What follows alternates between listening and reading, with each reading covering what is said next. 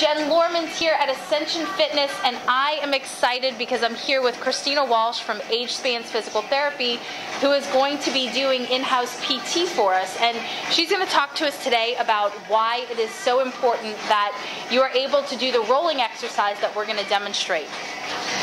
Might seem a little different than the typical exercise programs you've done in the past, but this is very important from a developmental standpoint. This is the way we're hardwired to move from the time of birth, and you might notice every little baby learns to roll the same way, top down, head to foot, and we're going to practice that here again. It's a movement pattern that some of us tend to lose after injury when we give up that rotational stability and transverse plane movement and control.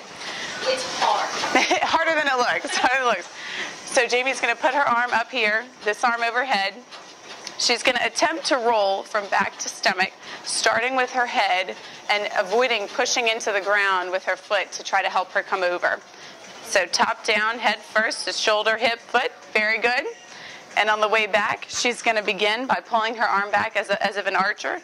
And good, good. What we work on with Jamie is a little bit more control in the top down, so that we're using a little less momentum and a little more stability and control to get that rotary stability back for her. So if you're not able to do this, like myself, it is challenging. So in order to grade the exercise, you can always begin with a pillow.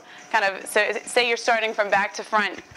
Place a pillow here underneath you, so you're kind of cheating a little bit to help yourself get started, and you'll find it won't take long before you really notice it is starting to get a little bit easier. But if you do need to cheat a little bit at first, the technique is more important than getting over. We can all get over from front to back and back to front, but it's a matter of how you're doing it. If you're pushing into the ground, you're not really getting the benefit of the sequencing and stability piece of the exercise. So when you don't have that rotary stability, which is what we're really testing for, what does that put you at risk for? Well, and it puts you at risk for further injury, but it's usually a result of an injury that we give up that transverse plane and rotational stability. So for me, that's the hernia and the diastasis. Exactly. For someone that has uneven hips or low back injury, maybe they would struggle with this. Yes, as well. And what you would see is when we're walking, in order to absorb shock properly, we get that reciprocal swing between our hip and our shoulders. Of course, I'm exaggerating, but this is what gives us our shock absorption.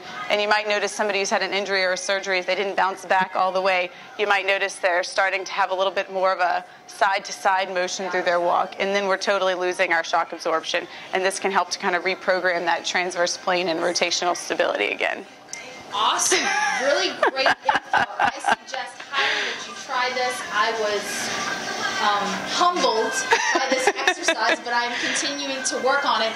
If you'd like to schedule an appointment to see Christina to learn more about how she can help you with your rotary stability or any other injuries or preventing injuries that you have, feel free to call the studio, 504-304-6205. Talk to you next time.